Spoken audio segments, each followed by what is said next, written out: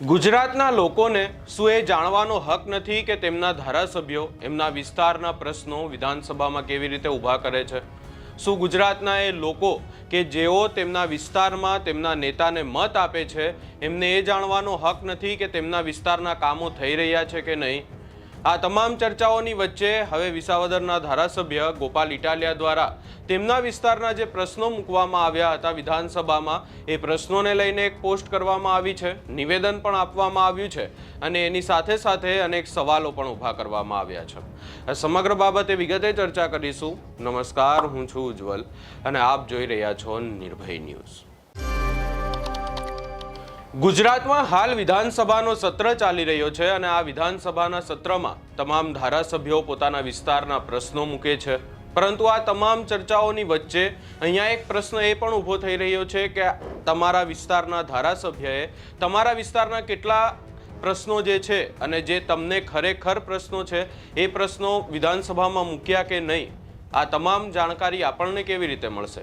અને તેનાથી પણ વિશેષ આ આખી બાબતને લઈ અને હવે ગોપાલ ઇટાલિયાએ તેમના સોશિયલ મીડિયા ઉપર એક પોસ્ટ કરી છે અને વિસાવદરનો એક એવો પ્રશ્ન મૂક્યો છે કે જે ખરેખર આપણને વિચારવા માટે મજબૂર કરે છે કે આપણા પૈસાનો કેવી રીતે વેડફાટ થઈ રહ્યો છે. અને અહીંયા વિસાવદરના ધારાસભ્ય ગોપાલ ઇટાલિયાએ જે પ્રશ્ન મૂક્યો એની ચર્ચા કરવામાં આવે તો અહીંયા પ્રશ્ન કરવામાં આવ્યો છે તારીખ 31/12/2025ની સ્થિતિએ છેલ્લા 2 વર્ષમાં વિસાવદર તાલુકાના સરસઈ ગામે દ્રાફડ નદી ઉપર મેજર બ્રિજનું કામ કરનાર ઇજારદારે કામ અધૂરું છોડી દીધેલ છે, તે હકીકત સાચી છે? અહીંયા જવાબ આપવામાં આવ્યો છે એમને હા. જો હા તો ઉપરોક્ત કામ કયા વર્ષમાં કેટલા રૂપિયાના ખર્ચે મંજૂર કરવામાં આવેલું હતું? અહીંયા લખવામાં આવ્યું છે વર્ષ 2019-20માં રૂપિયા 550 લાખના ખર્ચે મંજૂર કરવામાં આવેલું હતું જે આખું બ્રિજનું કામ છે. હવે અહીંયા આગળ જોવાનું રહેશે કે આખી બાબતને લઈ અને તંત્ર જવાબ કેવી રીતે આપે છે અને આપણને પણ અહીંયા ક્યાંક ને ક્યાંક આપણા પૈસાનો કેવી રીતે વેડફાટ થાય છે એનો અનુભવ થશે. અહીંયા લખવામાં આવ્યું છે કે ઉક્ત સ્થિતિએ અધૂરા કામને પૂરું કરવા માટે રીટેન્ડરિંગ કરવા સરકારને કેટલી દરખાસ્તો મળેલ છે? અહીંયા લખવામાં આવ્યું છે 1 દરખાસ્ત. ઉક્ત કામ અધૂરું છોડી દેવાના કારણે સરકારને કેટલા રૂપિયાનું નુકસાન થયેલ છે? લખવામાં આવ્યું છે કામમાં બ્રિજની ડિઝાઇન રિવાઇઝ થવાના કારણે કામગીરીનો પ્રકાર બદલાતા નુકસાનીનો પ્રશ્ન ઉપસ્થિત થતો નથી. અહીંયા આ કામ મંજૂર થયું હતું 2019-20માં. હજી સુધી આખી બાબતને લઈને કોઈ પણ પ્રકારે કામગીરી નથી થઈ. અહીંયા પછી ગોપાલ ઇટાલિયા દ્વારા વધુ એક વાતની પોસ્ટ કરવામાં આવી છે, એને લઈને પણ જો આપણે ચર્ચા કરીએ.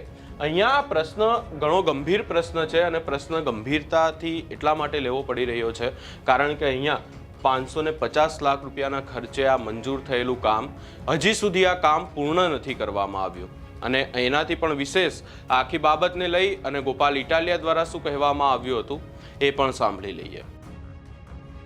નમસ્કાર મિત્રો, આજે 17મી ફેબ્રુઆરી 2026નો દિવસ વિધાનસભાના સત્રનો બીજો દિવસ હતો. આજે અમે લોકોએ ગૃહમાં શું કામ કર્યું એ હું ગુજરાતની જનતાને જણાવું, કેમ કે ગુજરાતની વિધાનસભાનું લાઈવ પ્રસારણ ક્યાંય આવતું નથી એટલે અંદર શું ચાલે છે એ જનતાને કંઈ ખબર પડી શકે નહીં. એટલે આપણે એવો પ્રયત્ન કરીએ છીએ કે બને ત્યાં સુધી ધારાસભ્ય તરીકે અમે શું કામકાજ કર્યું એ બાબતની માહિતી લોકો સુધી પહોંચાડવી.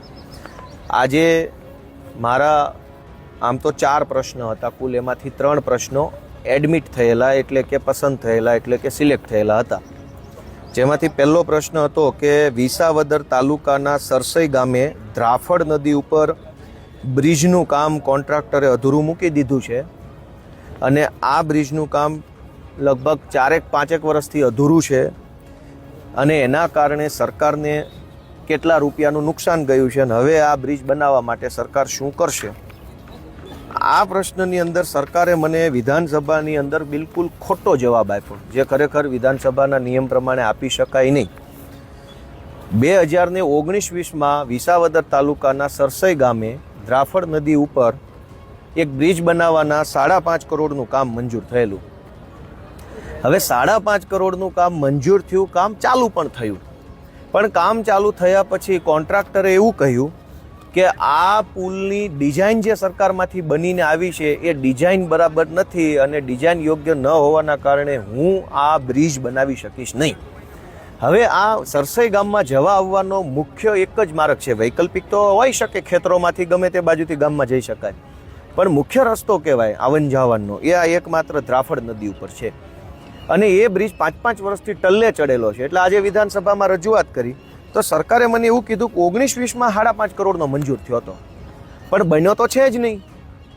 તો હવે મેં પ્રશ્ન પૂછ્યો કે હવે 2026માં આ બ્રિજ બનાવવાનું કામ છે એ કયા તબક્કે છે, ફાઇલ કયા તબક્કે છે, મંજૂરીમાં છે, વહીવટી મંજૂરીમાં છે, પ્લાન એસ્ટિમેટ બની રહ્યા છે કે એની ડિઝાઇન બની રહી છે, શું બની રહ્યું છે?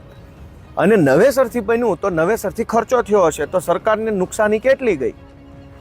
તો સરકારે મને એવો જવાબ આપ્યો કે ભાઈ કામ ચાલુ છે, બ્રિજની ડિઝાઇન રિવાઇઝ કરવાનું કામ ચાલુ છે, પણ સરકારને આમાં કાંઈ નુકસાન ગયું નથી. આવું મને ઓફિશિયલી આ કાગળમાં લખીને આપ્યું.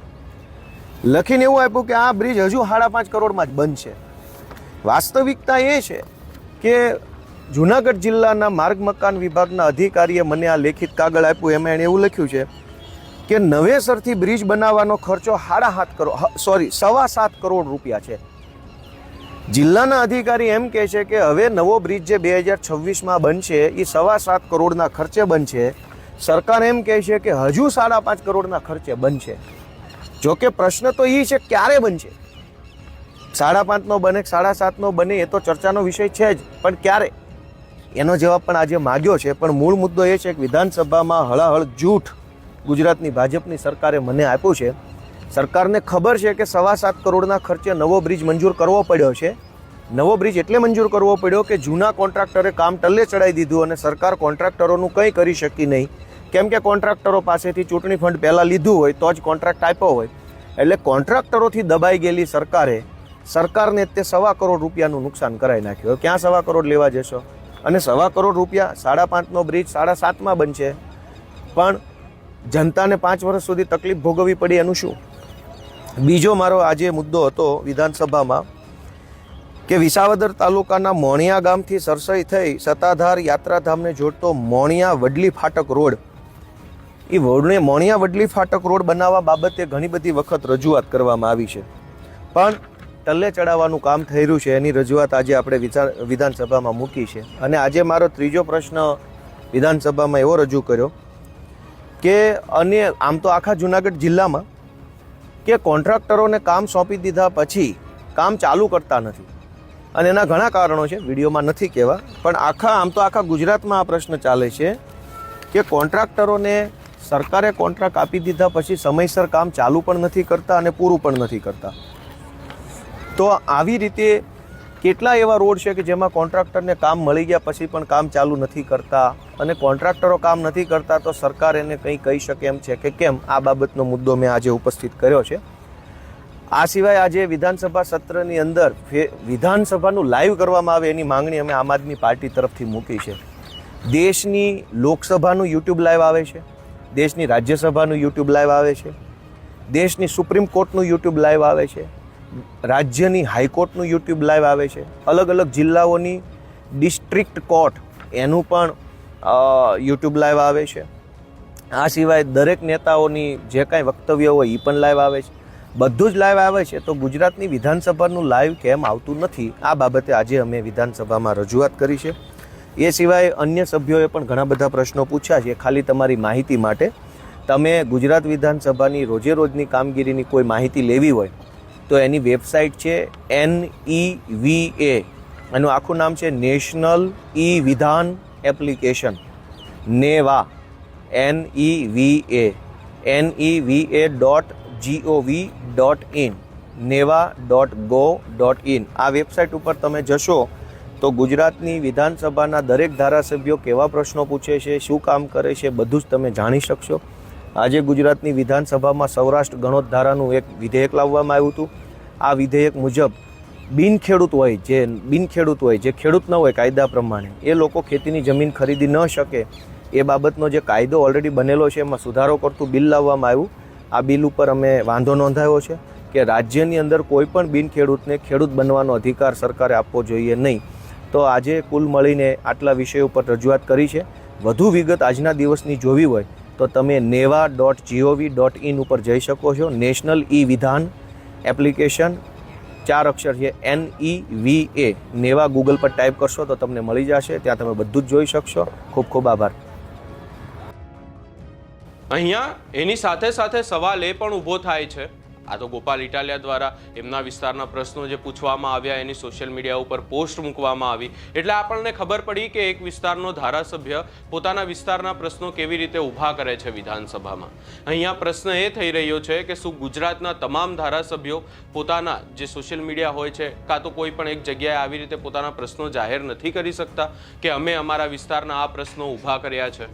એવા પણ અનેક સવાલો ઊભા થઈ રહ્યા છે. આ સમગ્ર બાબતે જે આમ આદમી પાર્ટીના નેતાઓ છે તેમના દ્વારા વિરોધ પણ કરવામાં આવ્યો હતો. કહેવામાં આવ્યું હતું કે વિધાનસભાનો સત્ર લાઈવ પણ કરવામાં આવે. આ સમગ્ર બાબતે તમારો શું અભિપ્રાય છે અમને કમેન્ટ કરી જરૂર જણાવશો. અમારી ચેનલ નિર્ભય ન્યૂઝને લાઇક, શેર, સબસ્ક્રાઇબ કરવાનું ભૂલશો નહીં.